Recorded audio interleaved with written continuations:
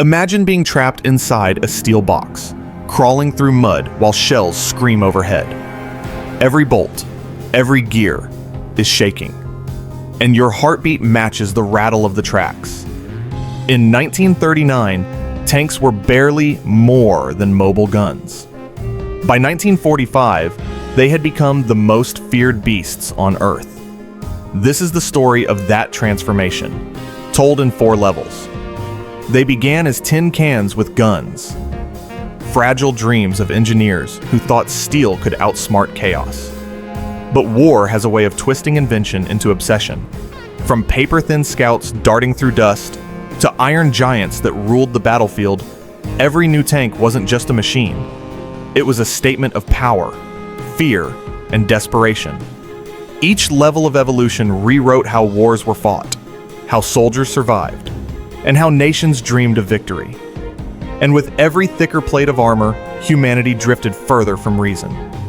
We'll start small, fast, hopeful, and full of promise, and climb into monsters so heavy they broke under their own ambition. 4 levels, 12 minutes. This is not just a story about tanks. It's the story of how progress, pride, and steel collided and changed the world forever. Level 1. Light Tanks. Panzer IV, M3 Stuart. When World War II began, tanks were still experiments on treads. The light tanks of the 1930s were fast, cheap, and wildly underprotected, designed for scouting, not slugging it out. Germany's early answer was the Panzer I. It weighed barely 5 tons, less than a modern pickup truck, and carried only 2 machine guns. Its armor was so thin that even anti-tank rifles could punch straight through. But it wasn't built for victory. It was built for practice. The Panzer I trained Germany's first tank crews, giving them confidence long before the real war machines existed. Across the Atlantic, the Americans produced the M3 Stuart, a small, eager tank known for its speed and reliability. British crews nicknamed it Honey because it ran smooth across the desert sand. But smooth didn't mean safe. When these light tanks faced heavier German armor, the results were brutal. Stuarts and early Panzers burned fast, their machine guns bouncing harmlessly off enemy plating. Still, these fragile machines served a purpose. They taught the world how to fight a mechanized war. They scouted enemy positions, rushed through weak lines, and exposed the limits of speed without strength. Level 1 wasn't about firepower. It was about learning. Every gear failure, every smoking wreck was a lesson written in steel. And those lessons would soon evolve into something far more dangerous. Level 2. Medium tanks. Sherman, Panzer IV. By 1942, the age of experimentation was over. The world needed a tank that could do everything: fight, move, survive, and be built in massive numbers. This was the era of the medium tank, the perfect middle ground between mobility and muscle. Germany's pride was the Panzer IV. Originally designed as an infantry support tank, it quickly evolved into a frontline predator. With its long-barreled 75mm gun, it could destroy almost any Allied tank of the early war. Its armor was thick enough to shrug off small shells, and its design allowed upgrades throughout the conflict. The Panzer IV became Germany's workhorse: reliable, adaptable, deadly.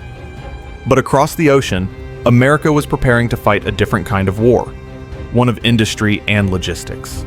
Their answer was the M4 Sherman, a tank that could be produced faster than anything Germany could dream of. It wasn't the strongest, nor the heaviest, but it worked. A Sherman could be repaired in hours, shipped anywhere, and driven by soldiers who learned to fight fast. German crews mocked it, calling it a Tommy Cooker because it burned easily when hit. But there was one thing they couldn't ignore: numbers. For every Panzer IV on the field, 5 Shermans appeared. When one burned, another rolled forward. When that one fell, 2 more arrived behind it. It wasn't elegance that won the battlefield. It was endless production and reliability. medium tanks defined World War II. Not through fear, but through endurance. They were the backbone of armored warfare, proving that the smartest design was the one that could keep moving, no matter how many times it was destroyed. Level 2 was balance, not brilliance, and that balance would soon be shattered by machines built to terrify. Level 3. Heavy tanks. Tiger vs. Churchill. By 1943, the battlefield had become an arena of giants. Light tanks darted like insects. Mediums clashed by the hundreds. But now the world wanted something terrifying. A tank that could end a fight with a single shot. This was the age of the heavy tank. Nothing defined it more than Germany's Tiger I. 60 tons of steel perfection, armed with the infamous 88mm gun, originally designed for anti-aircraft fire, now repurposed to rip through Allied armor as if it were paper. A Tiger could destroy an enemy tank from more than a mile away, often before the opponent even knew it was being hunted. Its armor was nearly mythical, thick plates bolted with German precision. Machine gun fire bounced off like rain. When a Tiger rumbled into view, the ground shook. Crews whispered, "It's a Tiger." Many never even saw it, only the flash that ended them. But perfection has a cost. Every Tiger demanded the care of a small factory. Its engine overheated, its transmission cracked under strain, and it drank fuel faster than any supply line could deliver. For every Tiger in combat, several more sat broken or waiting for parts. The Tiger was a symbol of power, but also of Germany's fading grasp on reality. Each one took months to build, and by the time it rolled out, the enemy already fielded 5 new Shermans. Across the Channel, Britain took a different path. Their Churchill tank wasn't glamorous, but it was stubborn, a rolling fortress that refused to die. It crawled rather than sprinted, but it could cross terrain no Tiger would dare. During the assault on Dieppe, Churchills climbed seawalls, survived direct hits, and kept fighting when others burned. Churchill crews loved their machines for one reason: trust. They knew it would bring them home. It might not win beauty contests, but it wouldn't abandon them when the mud got deep. The Tiger embodied terror. The Churchill embodied endurance. Both were legends, opposites that defined what heavy truly meant. Yet as the war dragged on, a strange truth emerged. The heavier a tank became, the more it chained itself to the ground. Power without agility was just a prison of steel. The Allies learned to fight smarter, using airstrikes, flanking maneuvers, and sheer production. The Tiger's roar grew quieter with every passing month. Level 3 was power perfected, and pride exposed. These machines were marvels of engineering and monuments to excess, proof that fear can win battles, but never wars. Level 4. Super heavy tanks. Tiger II, Mouse Project. By late 1944, Germany was bleeding from every direction. The Eastern Front was collapsing. Allied bombers darkened the skies. And yet, deep in underground factories, engineers still dreamed of the impossible. Their answer to defeat wasn't retreat. It was bigger. If a 60-ton Tiger could inspire fear, a 70-ton monster could bring back victory. Enter the Tiger II, Jiu, or the Königstiger, the King Tiger.